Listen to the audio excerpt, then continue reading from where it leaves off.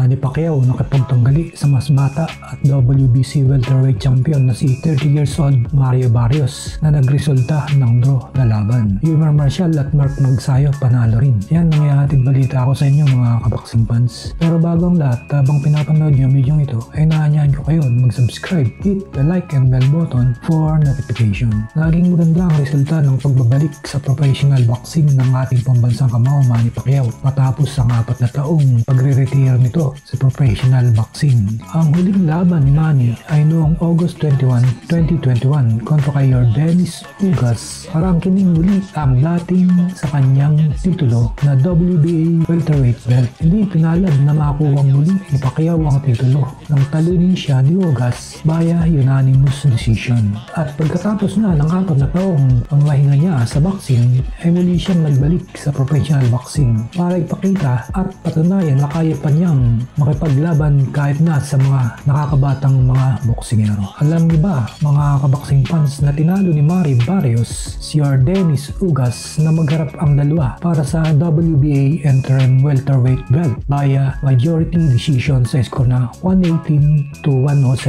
twice at 117-108 at hindi lang yon, pinabagsak din niya ito ng 2 beses. Sa unang round ng boxing ay agad nagpakita ng determinasyon si Manny na angkinin ng titulo ni Barrios at sa mga sumunod na rounds ay tuloy-tuloy pa rin ang pagpapakita ng impresibong boxing performance ni Pacquiao na hinangaan naman ni Barrios. Ayon kay Barrios ay hanga siya sa stamina, boxing tricks at lakas ni Pacquiao. Ayon kay Pacquiao ay ginawa niya ang lahat ng paraan at nagpakawala siya ng mga iba't ibang mga magagandang kombinasyon. Pero talagang mahirap pabagsakin at talunin dahil sa tindi ng depensa ni Barrios. Matapos ang laban ay nagtala ang isang judges sa score na 115-113 pabor kay Barrios. At ang 2 judges naman ay nagbigay ng score na 114-114 na nagresulta ng majority draw. Ayon kay Pacquiao, nang intervensyon siya ay akala niya ipanalo siya sa laban nilang dalawa ni Barrios dahil maganda naman at palagay niya ay mas marami siyang mga solidong mga suntok na tumama kay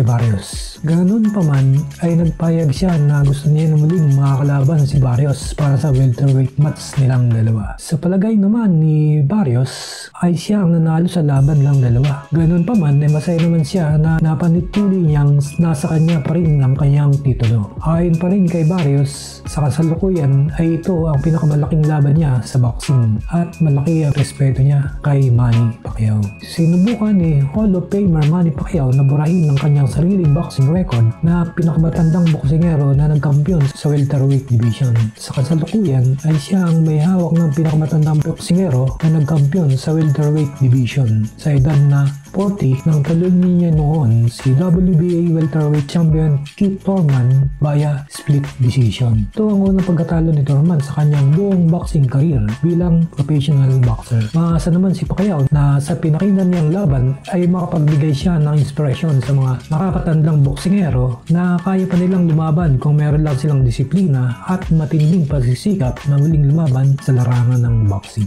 Ayon naman kay Sean Gibbons, right hand at MP Promotion President, na disappointed siya sa desisyon ng mga judges na nagresulta ng majority draw at ayon sa kanya ay nanalo sana si Pacquiao sa labang ito. Ayon kay Gibbons ay nais siyang makakalaban si Rolly Romero na kasalukuyang WBA welterweight champion at kung hindi naman ay si Gervonta Tank Davis na kampiyon sa WBA lightweight. Nang matanong naman si Manny kung nais niya ng rematch laban kay Mayweather ay walang problema sa kanya at ang desisyon ay na kay Mayweather kung nais nito ang rematch laban sa kanya. Huling naglaban ang dalawa noong 2015 nang kung saan ay nanalo si Mayweather via unanimous decision. Nag-retire ito sa professional boxing noong 2017 nang makalaban niya si MMA World Champion Conor McGregor na kung saan ay nanalo siya via 10-round knockout. Matapos mag-retire sa professional boxing ni Mayweather ay nakipagtungguli na lamang siya sa mga exhibition fights at ganun din naman ang ginawa ni Pacquiao matapos mag-retire sa professional boxing ay nakipagtangguli na lamang din siya sa mga exhibition fights. Sa undercard naman ng Pacquiao versus Barry's fight ay dalawang Pilipinong boksingero ang nagogi sa kanilang mga division. Nanalo ang 2015 Olympic bronze medalist na si 29-year-old Junior Marcial laban kay Bernard Joseph nang pabagsakan niya ito sa third round ng kanilang laban. Umakyat sa 6 na panalo at 8 talo matapos ang labang ito. Sa impresibong panalong ito ay ilan pang mga laban ay nalalapit na ang title shot para sa kanya. Ispang Pilipino ang nanalo sa undercard ng Pacquiao-Barrios fight. Nanalo rin si ang dating featherweight champion na si Mark Magsayo nang talunan niya ang Mexicanong si Jorge Mata via unanimous decision na ginanap sa MGM